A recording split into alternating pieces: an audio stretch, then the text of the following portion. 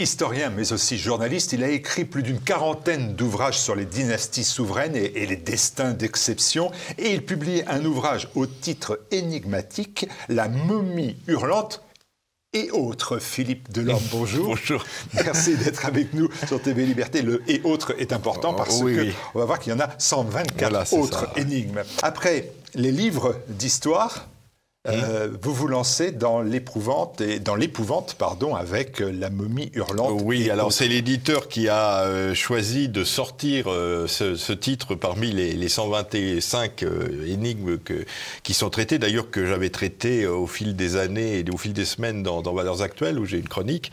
Alors bon, il a trouvé que le titre était effectivement un peu un peu peut-être inquiétant et permettait d'attirer davantage le public, mais il va y avoir des énigmes aussi bien, je dirais, des procès célèbres. On va voir cela. Enfin, voilà, il y a toutes sortes de choses, hein, c'est pas uniquement ça. Avant d'entrer dans cet ouvrage qui est à la fois passionnant et amusant, on va évoquer un autre ouvrage. Je l'avais écrit, je crois, en 2013. Il va être édité en septembre. Ça s'appelle Anne de Kiev. Anne de Kiev, c'est une reine de France au XIe siècle. Et la question qui se pose dans cet ouvrage, c'est de savoir si c'est une reine russe. Oui, ou ukrainienne. Ça se pose hélas aujourd'hui. Oui. Non, si vous voulez, justement, ce n'est ni une reine russe, ni une reine ukrainienne, dans la mesure où ces notions de Russie et d'Ukraine n'avaient aucun sens au XIe siècle. Hein. On est à une époque où il y a une sorte de grand État qu'on appelait la Ruthénie en latin, ou la Rousse de Kiev, hein, qui était un État qui avait été créé d'ailleurs par des Scandinaves, par des Vikings, hein, qui avaient donc envahi cette grande plaine qui va depuis la Baltique, la mer Blanche jusqu'à la mer Noire pratiquement, et donc cet ensemble qu'on appelait Rousse était donc une mosaïque d'États plus ou moins indépendants, d'États-cités plus ou moins indépendants, dont Kiev était la métropole principale. Mais parler à cette époque d'Ukraine ou de Russie, ça n'a absolument aucun sens. Et effectivement, je pense qu'Anne de Kiev pourrait aujourd'hui être plutôt un trait d'union entre les Slaves du Sud, les Slaves de l'Est plutôt, c'est-à-dire aussi bien russes, biélorusses qu'ukrainiens, qui sont finalement très proches, qui sont des frères. Hein, je dirais c'est cette idée d'envahir la Russie, que la Russie envahisse l'Ukraine, c'est comme si la France envahissait la Belgique, en quelque sorte. J'espère que la France va essayer de jouer les bons offices et avoir un rôle. Vous êtes historien et journaliste aussi. Voilà. Le journaliste, il voit comment ce conflit, cette guerre? Bah, écoutez, moi, je vois cela comme un conflit qu'on a attisé, hein, c'est-à-dire que la Russie de Poutine, bien sûr, a un côté belliqueux et elle a attaqué d'une manière absolument inacceptable un pays voisin, indépendant et reconnu officiellement par l'ONU, hein, et ça c'est absolument inacceptable, mais c'est vrai que la puissance américaine derrière, l'OTAN, etc., ont beaucoup mis d'huile sur le feu pour cette politique de containment, vous savez, hein, de contention, on pourrait dire en français, de la puissance russe. Hein. C'est vrai que tout autour de la Russie, il y a une espèce de poste avancé de la puissance américaine à travers l'OTAN qui font qu'au bout d'un moment, la Russie s'est sentie effectivement peut-être en danger et a réagi de cette manière inacceptable, évidemment. Alors, justement, c'est à la France peut-être de trouver un moyen d'apporter un apaisement aux uns et aux autres pour qu'on arrive finalement à ce que ces peuples frères vivent ensemble. Enfin, ce qui me paraît de toute manière nécessaire puisqu'ils sont géographiquement proches.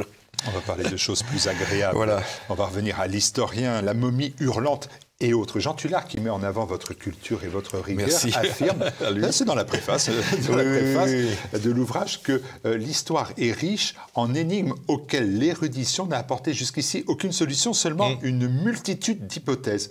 Alors, parmi les 125 énigmes que vous nous présentez, combien de vraies énigmes, combien de canulars Combien d'impostures? Alors, si vous voulez, d'abord le rôle de l'historien, et c'est vrai que Jean Tullard a écrit d'ailleurs un livre là-dessus, sur le fait qu'un historien, c'est d'abord un enquêteur, hein, puisqu'en grec, ça veut dire enquête, histoire. Hein, c'est Hérodote qui a inventé le mot. Donc, on fait des enquêtes, et dans une enquête, effectivement, de temps en temps, on trouve une solution. Il faut que l'historien soit quelqu'un d'extrêmement humble, finalement, parce que dans bien des cas, on n'a pas de solution, il nous reste un point d'interrogation. On parlait d'Anne de Kiev, par exemple, c'est un des personnages de l'histoire de France sur lequel on ne sait pratiquement rien. Hein, on a une ou deux dates et c'est tout. Et autour de ça, il faut essayer de comprendre le personnage. Donc c'est vrai qu'à travers les énigmes, pour l'historien, c'est un petit peu un exercice de style, c'est-à-dire un exercice même méthodologique, hein, de reprendre ses affaires, d'essayer de voir celles qu'on peut... alors certaines, effectivement, ont des solutions pratiquement certaines. Hein, il y en a certaines qui font quand même... Et puis certaines restent... certaines filles de l'homme qui font douter. Quand vous dites à la recherche des pyramides en Bosnie, on a le sentiment instinctivement comme ça. Alors là, on arrive dans un domaine qu'on appellerait aujourd'hui le canular, ou... c'est presque le conspirationnisme, enfin on pourrait presque parler de complotisme aussi. J'avais fait un livre d'ailleurs il y a quelques années qui s'appelait les théories folles de l'histoire, où justement je recensais un peu toutes ces théories, on n'a jamais marché sur la Lune, la Terre est plate, enfin, vous voyez, ce genre de choses. Et effectivement, les pyramides de Bosnie, ça on sait que c'est à la fois un canular, en même temps une exploitation un petit peu, une escroquerie je dirais, parce que effectivement, un certain nombre de Bosniaques ont, à partir de la forme effectivement vaguement pyramidale de certaines de leurs collines, mais ce sont une forme naturelle, hein, ont décrété que c'était en fait des pyramides construites par des peuples peut-être extraterrestres, enfin dans des périodes très très anciennes, et ce qui ramène un peu d'argent en Bosnie, qui en a bien besoin d'ailleurs, parce que certains touristes y viennent uniquement pour voir ces fameuses pyramides. Excite Khéops et Képhren en Europe. Alors, comme dans l'affaire de la momie hurlante, beaucoup d'énigmes sont résolues. Est-ce que ces énigmes, elles sont résolues parce qu'on a une plus grande pugnacité des chercheurs, des historiens? Est-ce que c'est dû au développement des analyses scientifiques, par exemple, ou est-ce que c'est parce qu'on a des moyens financiers maintenant beaucoup plus disponibles? Alors, il y a effectivement des méthodes, alors vous savez ce qu'on appelle les sciences auxiliaires de l'histoire, hein, qui se développent de plus en plus, c'est-à-dire... la génétique en particulier. Aujourd'hui, la génétique, j'ai été à l'origine il y a quelques années, il y a 20 ans même maintenant, des analyses sur le cœur de Louis XVII qui ont permis, en analysant ce cœur, en retrouvant l'ADN mitochondrial dans ce cœur, c'est-à-dire l'ADN maternel, on a pu vérifier que c'était bien Louis XVII qui était mort au Temple. Donc il y a effectivement les Romanovs, de la même manière, on a retrouvé leur squelette dans un puits de mine à côté d'Ekaterinenburg, et on a pu les comparer, je crois, à l'ADN de Philippe d'Édimbourg à l'époque, qui était leur cousin en ligne maternelle. Donc voilà, il y a effectivement des méthodes scientifiques maintenant qui permettent d'apporter des preuves définitives dans des domaines qui étaient jusqu'à maintenant, qui restaient un petit peu hypothétiques. Et puis, au-delà de ça, la science, en fait, doit être utilisée par une méthodologie historique. C'est-à-dire, comme je dis toujours, la science n'apporte pas une réponse, elle n'apporte qu'un élément à un dossier. C'est-à-dire que, comme dans un procès d'assises, le médecin légiste, il va apporter un élément, il va apporter des pièces qu'on va ensuite placer dans un dossier et qui permettra d'obtenir éventuellement une réponse à une question. Et donc, par exemple, dans l'affaire Louis XVII, l'analyse ADN, on l'a replacée dans toute une enquête, toute l'analyse de ce qu'avait été la vie de l'enfant au Temple, etc. Et on a pu arriver à une conclusion. Donc c'est vrai qu'il y a la méthodologie historique, je pense, qui aussi se développe et de plus en plus affinée, de plus en plus scientifique, hein, au sens propre du terme, en tant que recherche historique, quoi. Enquête, je dirais presque enquête policière quelquefois, parce que par exemple, ma première question, elle nécessite une réponse précise. Que sont devenus les bras de la Vénus de Milo? Ah ben voilà, c'est ça le problème. Tous les enfants comme moi se sont posés la question. Donc, bien sûr, enfin, je vais avoir une réponse. Et vous savez que donc elle a été retrouvée en 1820 à Milo, qui est une petite île des Cyclades, qui à l'époque était sous domination turque, hein, et donc il y a eu une bagarre dans un premier temps dès qu'elle a été découverte par un berger dans un champ, donc exhumée à ce moment-là par une enseigne de vaisseau, un militaire français, un marin français qui était là. Donc immédiatement, la France va vouloir la récupérer. Puis l'Empire ottoman, par l'intermédiaire d'ailleurs de celui qui était à l'époque le ministre de la marine, le drogman de l'Arsenal, qui était le ministre du sultan, qui s'appelait Mourouzi, qui était de la famille Nicolas Mourouzi, qui était un de cette famille grecque. Voilà, une grande famille grecque qui était au service de l'Empire ottoman à ce moment-là. Et finalement, cette Vénus de Milo va arriver en France. Et quand elle arrive en France en 1821, on se pose la question, est-ce qu'il faut lui rajouter des bras ? Alors, il y a eu des projets de restitution, et puis finalement, on a décidé, à juste titre, je pense, de la laisser comme ça. Alors, il y a plusieurs hypothèses. Alors, pour certains, elle tenait une pomme, peut-être, comme ça, parce que, vous savez, c'est le fameux jugement de Paris qui remet la pomme à Aphrodite. La déesse de la beauté. Alors, il y avait une autre théorie où elle aurait eu le coude ou le bras appuyé sur Arès, le dieu de la guerre, qui est son compagnon. Ça, c'est une autre possibilité. Ou alors, elle se mirait aussi dans un miroir ou dans un bouclier. Voilà, il y a plusieurs possibilités qui correspondent d'ailleurs à des statues qu'on possède par ailleurs, mais hélas, vous voyez, c'est le genre de question à laquelle je ne peux pas vous répondre de manière absolue. C'est peut-être tant mieux, on continuera à rêver. Qu'est-ce qui relève de l'histoire ? Qu'est-ce qui relève de la mythologie ? Je prends un exemple encore dans votre ouvrage qui peut raisonnablement susciter le doute, à la fois féminine et belliqueuse, les Amazones. Et elles ont vraiment existé ?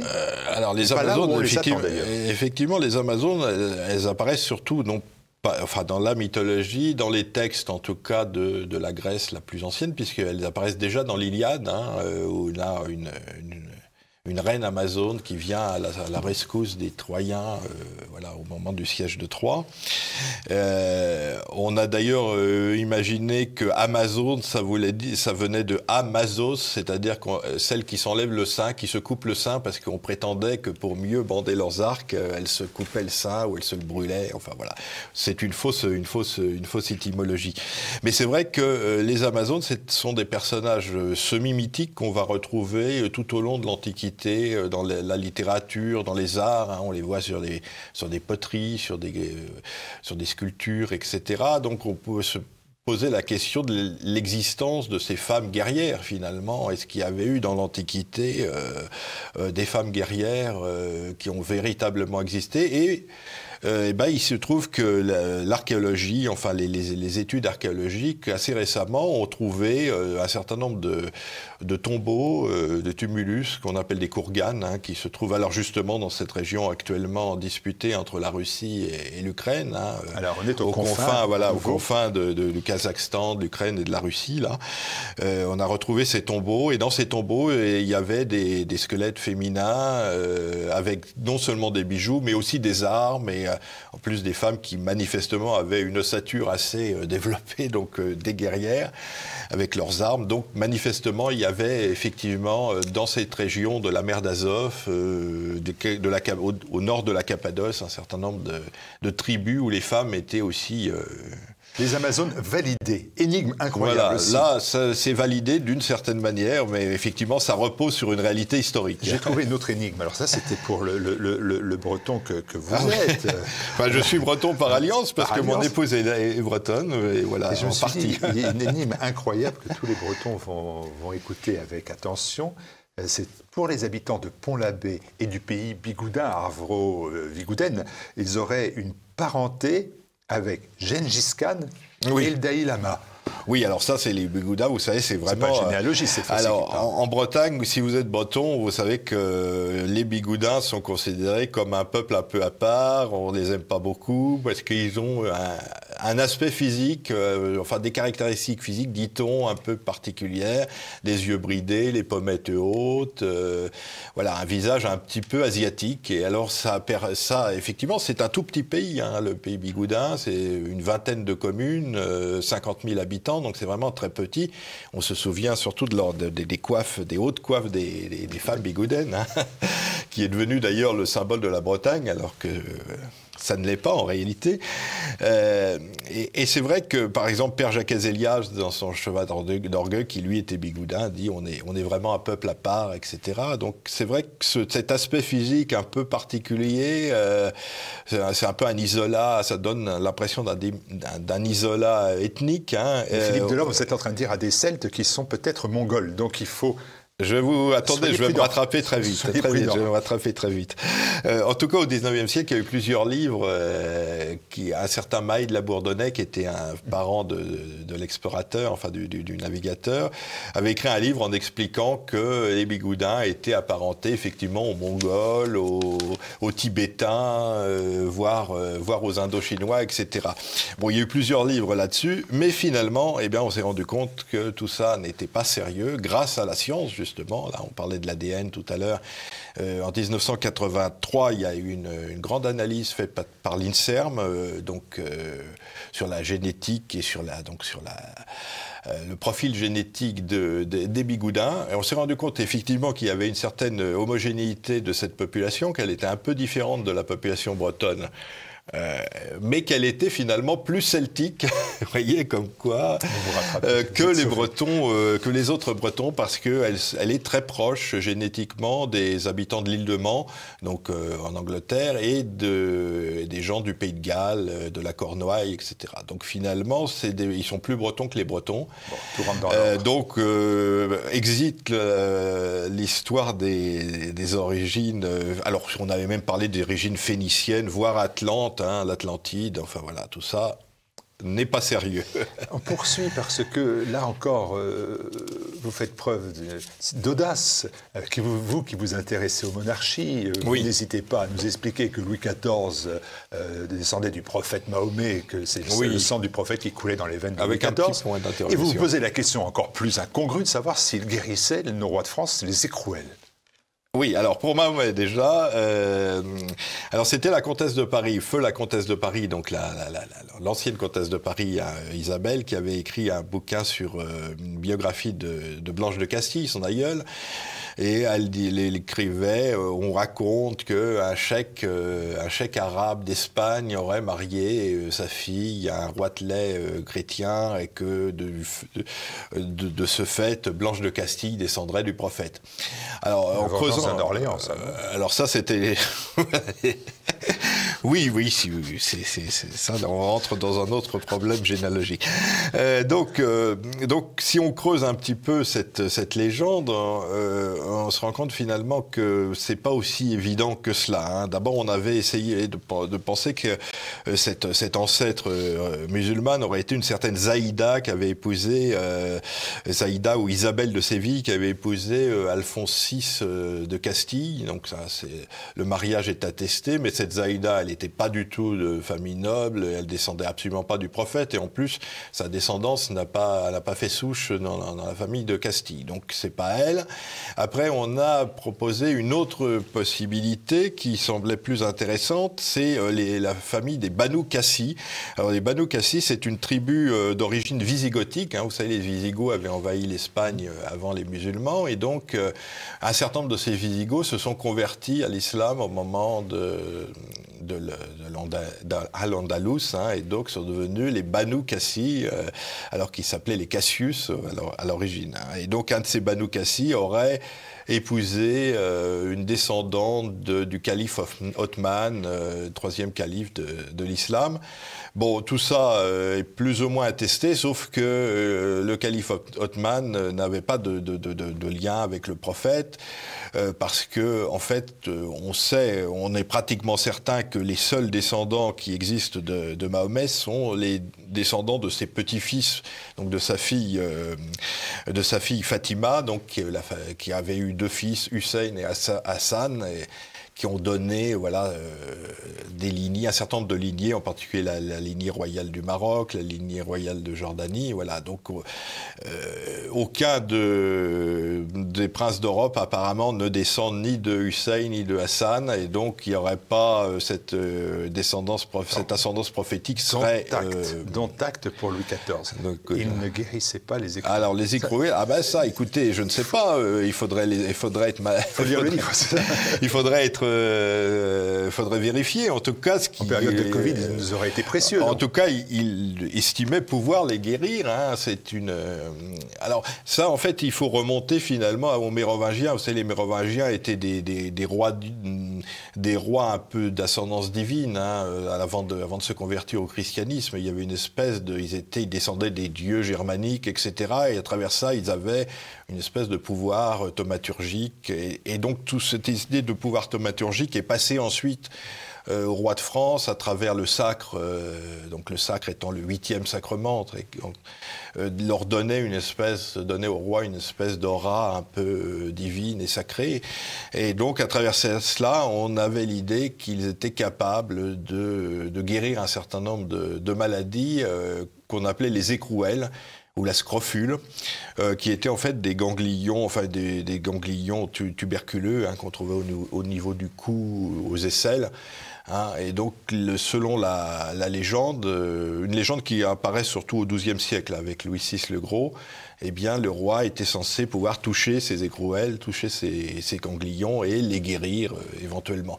Alors, les guérisons sont plus ou moins attestées au travers de l'histoire, mais en tout cas, la pratique s'est faite jusqu'à Charles X, même encore Louis XIV, par exemple. C'est assez hallucinant parce que pendant son règne, il a régné 73 ans, mais enfin, il a touché 200 000 personnes. Vous imaginez, 200 000 malades.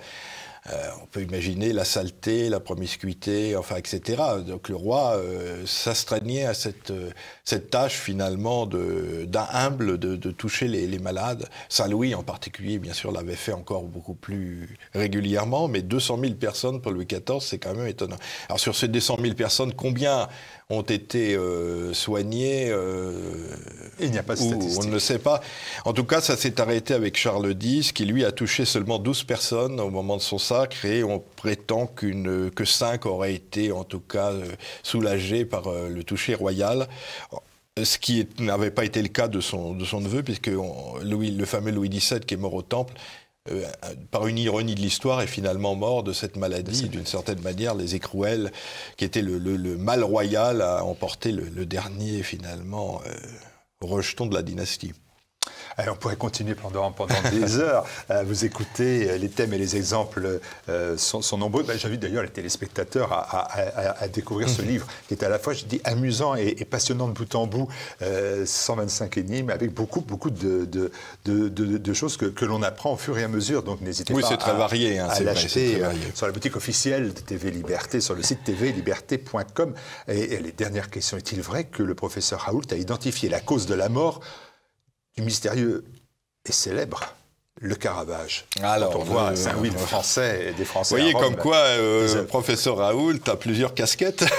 On en a beaucoup parlé pour la dernière épidémie, mais c'est vrai que il est à la tête du fameux IHU de Marseille, spécialisé dans les épidémies, dans toutes les infections, en tout cas les infections microbiennes, virus, etc. Et effectivement, il y a quelques années, en 2018, Raoult et Michel Drancourt, donc un de ses collègues, ont publié un article sur l'étude du...